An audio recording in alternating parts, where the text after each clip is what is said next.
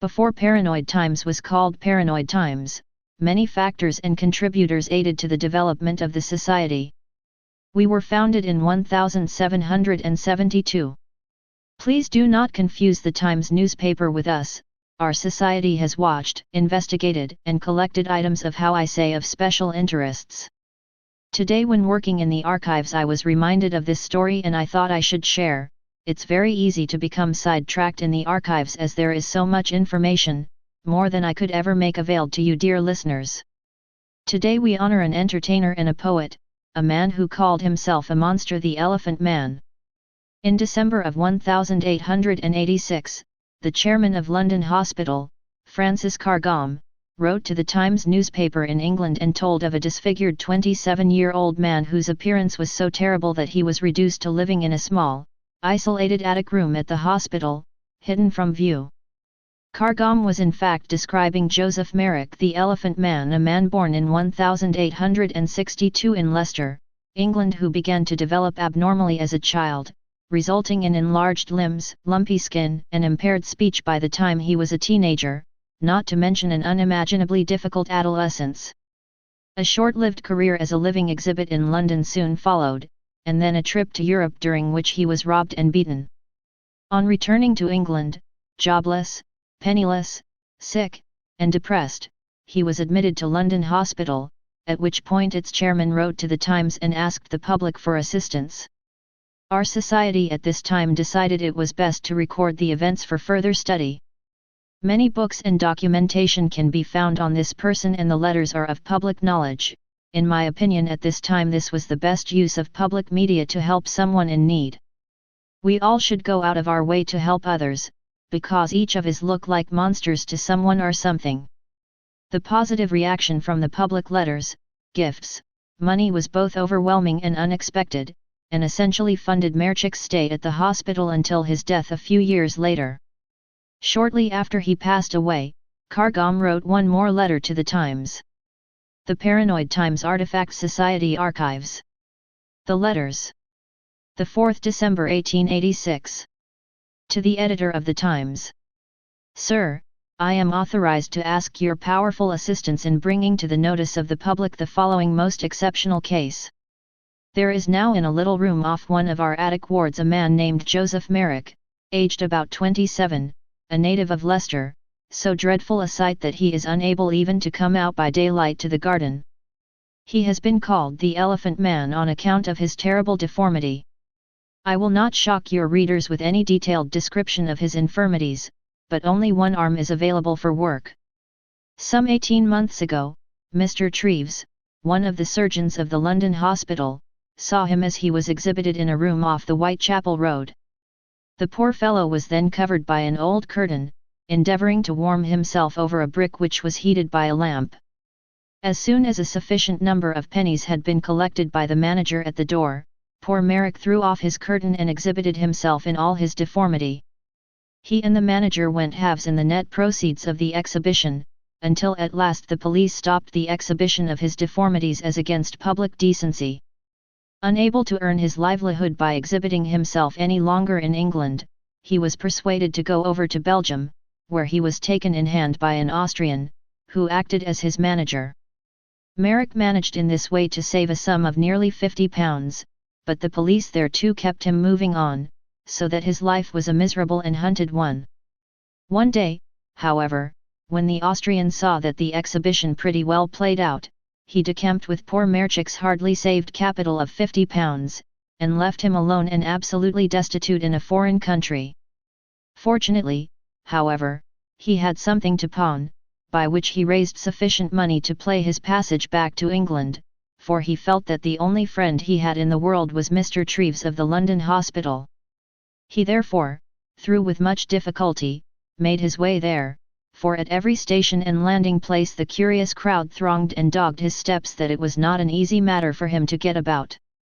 When he reached the London hospital he had only the clothes in which he stood. He has been taken in by our hospital, though there is, unfortunately, no hope of his cure, and the question now arises what is to be done with him in the future. He has the greatest horror of the workhouse, nor is it possible, indeed, to send him into any place where he could not ensure privacy, since his appearance is such that all shrink from him. The Royal Hospital for Incurables and the British Home for Incurables both declined to take him in, even if sufficient funds were forthcoming to pay for him. The police rightly prevent his being personally exhibited again. He cannot go out into the streets, as he is everywhere so mobbed that existence is impossible. He cannot, in justice to others, be put in the general ward of a workhouse, and from such, even if possible, he shrinks with the greatest horror. He ought not to be detained in our hospital, where he is occupying a private ward, and being treated with the greatest kindness. He says he has never before known in his life what quiet and rest were, since his case is incurable and not suited, therefore, to our overcrowded general hospital. The incurable hospitals refuse to take him in even if we paid for him in full, and the difficult question therefore remains what is to be done for him. Terrible though his appearance is, so terrible indeed that women and nervous persons fly in terror from the sight of him, and that he is debarred from seeking to earn his livelihood in an ordinary way, yet he is superior in intelligence, can read and write, is quiet, gentle, not to say even refined in his mind. He occupies his time in the hospital by making with his one available hand little cardboard models, which he sends to the matron, doctor, and those who have been kind to him. Through all the miserable vicissitudes of his life he has carried about a painting of his mother to show that she was a decent and presentable person, and as a memorial of the only one who was kind to him in life until he came under the kind care of the nursing staff of the London hospital and the surgeon who has befriended him. It is a case of singular affliction brought about through no fault of himself. He can but hope for quiet and privacy during a life which Mr. Treves assures me is not likely to be long. Can any of your readers suggest to me some fitting place where he can be received? And then I feel sure that, when that is found, charitable people will come forward and enable me to provide him with such accommodation. In the meantime, though it is not the proper place for such an incurable case, the little room under the roof of our hospital and out of cotton ward supplies him with all he wants. The Master of the Temple on Advent Sunday preached an eloquent sermon on the subject of our Master's answer to the question, who did sin, this man, or his parents, that he was born blind? Showing how one of the Creator's objects in permitting men to be born to a life of hopeless and miserable disability was that the works of God should be manifested in evoking the sympathy and kindly aid of those on whom such a heavy cross is not laid. Some 76,000 patients a year pass through the doors of our hospital, but I have never before been authorized to invite public attention to any particular case, so it may well be believed that this case is exceptional. Any communication about this should be addressed either to myself or to the secretary at the London Hospital. I have the honour to be, Sir, yours obediently, F.C. Cargom, Chairman, London Hospital. The April 16, 1890. To the Editor of the Times. Sir, in November, 1886, you were kind enough to insert in the Times a letter from me drawing attention to the case of Joseph Merrick, known as the Elephant Man. It was one of singular and exceptional misfortune. His physical deformities were of so appalling a character that he was debarred from earning a livelihood in any other way than by being exhibited to the gaze of the curious.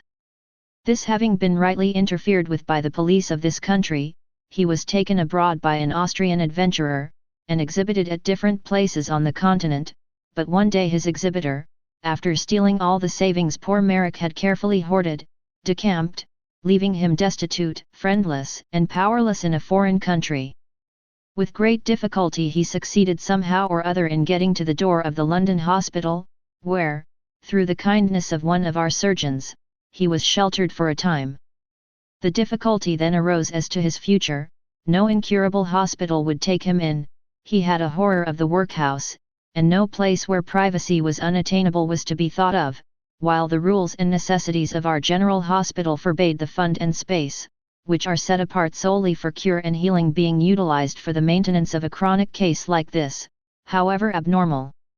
In this dilemma, while deterred by common humanity from evicting him again into the open street, I wrote to you, and from that moment all difficulty vanished, the sympathy of many was aroused, and, although no other fitting refuge offered, a sufficient sum was placed at my disposal, apart from the funds of the hospital, to maintain him for what did not promise to be a prolonged life. As an exceptional case, the committee agreed to allow him to remain in the hospital upon the annual payment of a sum equivalent to the average cost of an occupied bed. Here, therefore, poor Merrick was enabled to pass the 3.5 remaining years of his life in privacy and comfort. The authorities of the hospital, the medical staff, the chaplain, the sisters and nurses united to alleviate as far as possible the misery of his existence, and he learned to speak of his rooms at the hospital as his home. There he received kindly visits from many, among them the highest in the land, and his life was not without various interests and diversions. He was a great reader and was well supplied with books through the kindness of a lady, one of the brightest ornaments of the theatrical profession. He was taught basket making, and on more than one occasion he was taken to the play, which he witnessed from the seclusion of a private box. He benefited much from the religious instruction of our chaplain, and Dr. Walsham Howe, then Bishop of Bedford, privately confirmed him, and was able by waiting in the vestry to hear and take part in the chapel services. The days before his death, Merrick was twice thus attending the chapel services, and in the morning partook of the Holy Communion, and in the last conversation he had with him Merrick had expressed his feeling of deep gratitude for all that had been done for him here, and his acknowledgement of the mercy of God to him in bringing him to this place. Each year he much enjoyed a 6 weeks outing in a quiet cottage, but was always glad on his return to find himself once more at home. In spite of all this indulgence he was quiet and unassuming, very grateful for all that was done for him, and conformed himself readily to the restrictions which were necessary. I have given these details, thinking that those who sent money to use for his support would like to know how their charity was applied. Last Friday afternoon, though apparently in his usual health, he quietly passed away in sleep. I have left in my hands a small balance of the money which has been sent to me from time to time for his support, and this I now propose, after paying certain gratuities, to hand over to the general funds of the hospital. This course, I believe, will be consonant with the wishes of the contributors.